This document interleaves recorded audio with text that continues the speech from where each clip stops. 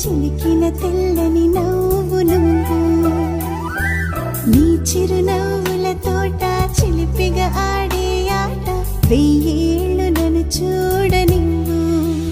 అమ్మా అంటుంటే హృదయం ఉప్పొంగి ప్రాణం ఉయ్యాలలో పిండి నిన్ను నువ్వే నిదురించా నిన్నే లాలిస్తూ నీకే జూలాలి పాడాలి నేను ఓ జన్మ ఫలమా మా తీపి వరమా ఇక నేను నీ చేతి బొమ్మ